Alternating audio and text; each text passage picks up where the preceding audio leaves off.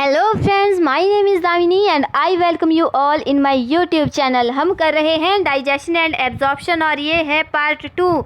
अगर आपने अभी तक पार्ट 1 नहीं देखा है तो डिस्क्रिप्शन बॉक्स में मैंने लिंक दे दिया है, आप उस लिंक पे जाकर देख सकते हैं। तो चलिए स्टार्ट करते हैं अपना second part digestion and absorption का।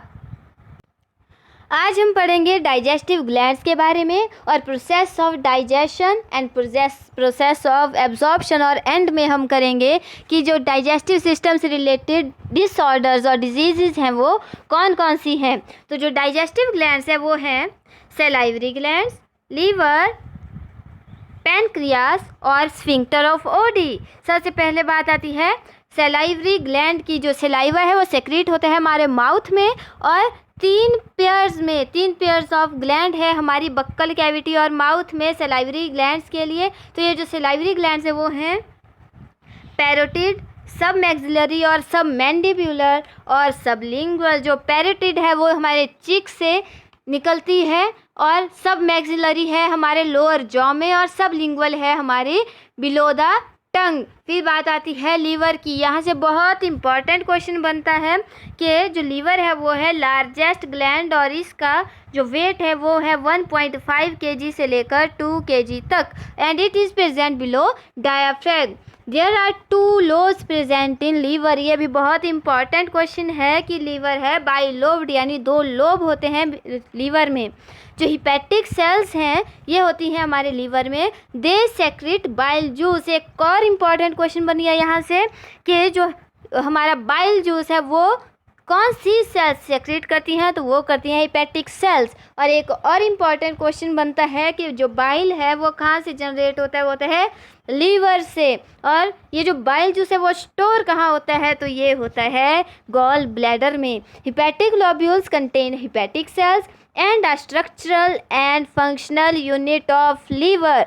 तो structural and functional unit of liver क्या है, वो है hepatic lobule. Hepatic lobules are covered by Glisson's capsule और a sheath of connective tissue. The bile duct is formed from cystic duct which is coming from gallbladder and hepatic duct from liver. तो जो bile duct है वो 2 ducts हैं, उनका mixture है, वो है एक सिस्टिक डक्ट और दूसरा है हिपैटिक डक्ट। जो सिस्टिक डक्ट है वो है गॉल ब्लैडर वाली और जो हिपैटिक डक्ट है वो है लीवर वाली। अब बात आती है पैनक्रियास की। जो पैनक्रियास है it performs exocrine as well as endocrine function. तो ऐसे हार्मोन, अब बात आती है ना कि एक्सोक्राइन और एंडोक्राइन क्या है, ऐसी ग्लैंड्स जो कि सेक्रीशन करेगी इनसाइड द डक्ट उसे हम कहेंगे एंडोक्राइन, और जो सेक्रीशन होगी आउटसाइड द डक्ट्स वो होगी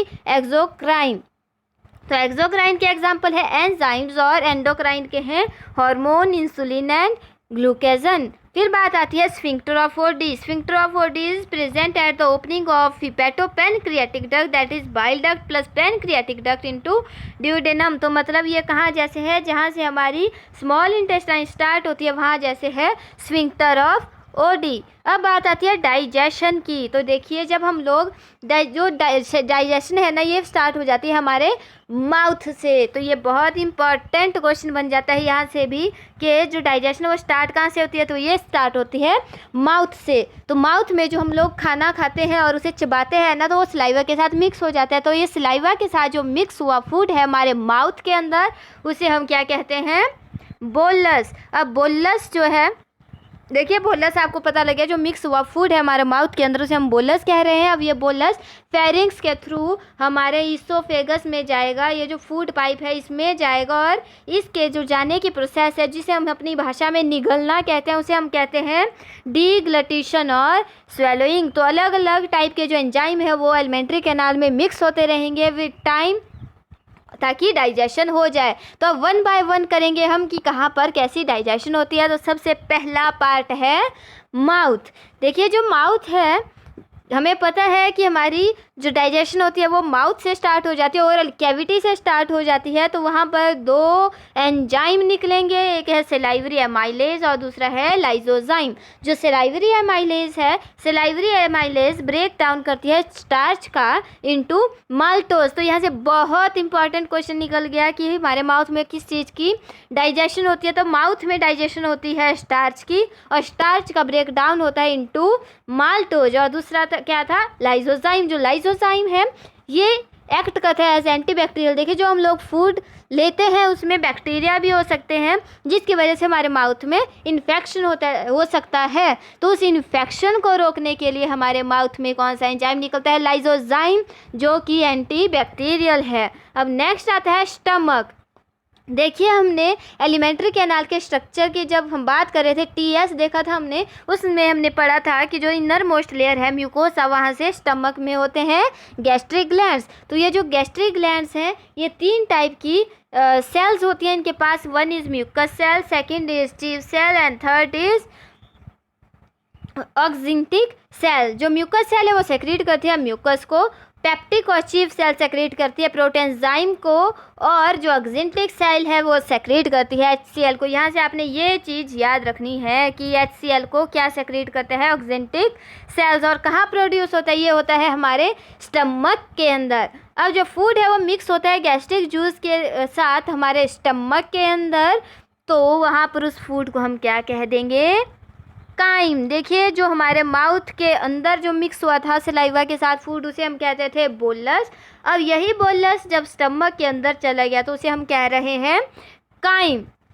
अब जो HCl है it activate pepsinogen to pepsin to digest protein. अब यहाँ से इंपॉर्टेंट क्वेश्चन बन गया कि प्रोटीन की डाइजेशन कौन करता है, वो करता है पेप्सिन, और इसको ब्रेक डाउन करते हैं ये पेप्टोन में। और पेप्सिन को एक्टिवेट कौन करता है, वो करता है HCl। Then is mucus. Mucus and bicarbonate present in gastric juice play important role in lubrication and protecting inner wall of stomach from action of HCl। देखिए HCl बहुत एसिडिक होता है नेचर में, जिससे हमारी जो इनर वॉल होगी ना वो डैमेज हो सकती है। तो इसकी प्रोटेक्शन के लिए वहाँ पर है म्यूकस और बाइकार्बोनेट। यहाँ से एक और इम्पॉर्टेंट क्वेश्चन बन रहा है कि रेनिन। रेनिन जो है ये एंजाइम है, ये हेल्प करता है in the digestion of milk.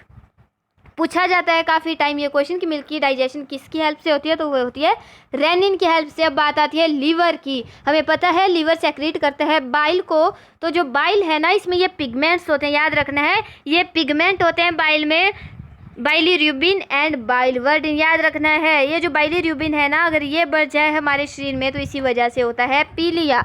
Bile duct, cholesterol and phospholipids, ये चीज़ है लीवर में। अब ये किस चीज़ में हेल्प करता है, फैट की डाइजेशन में हेल्प करता है।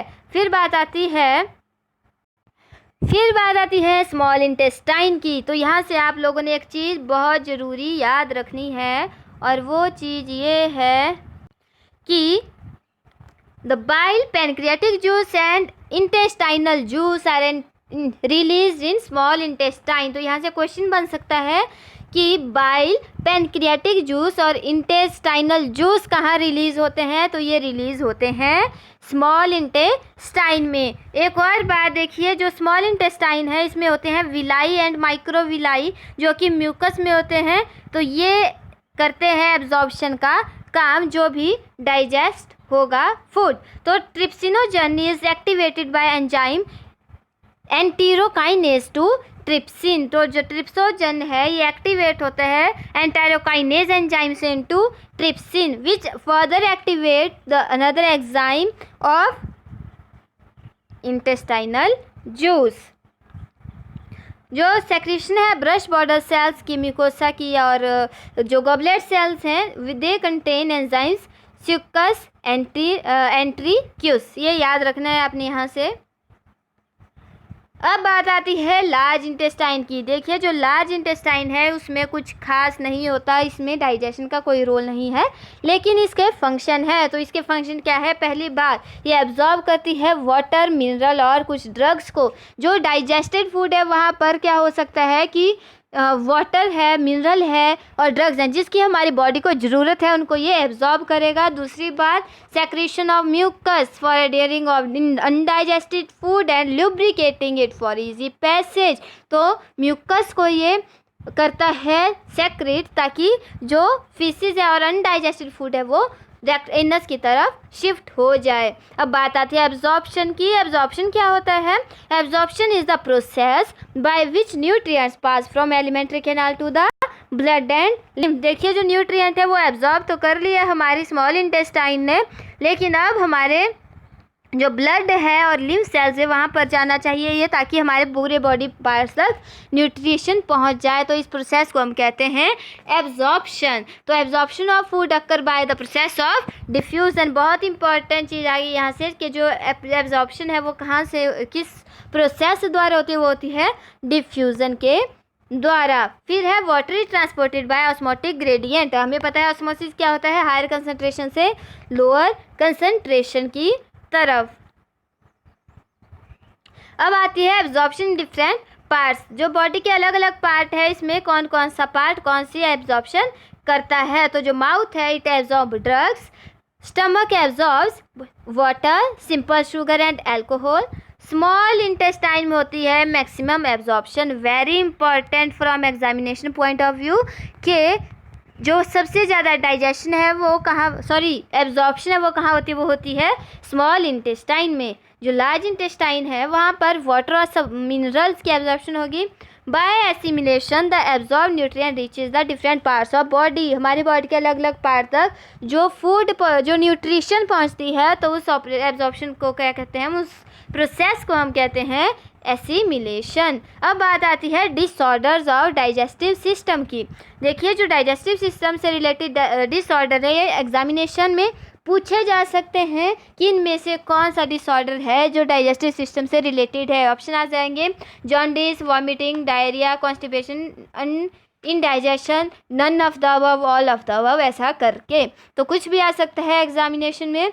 तो पहला है जॉन्डिस जो कि रिलेटेड है लीवर से, डिजीज ऑफ लीवर। तो याद रखना है, ये भी इम्पॉर्टेंट है कॉम्पिटिटिव व्यू से कि jaundice is related to liver.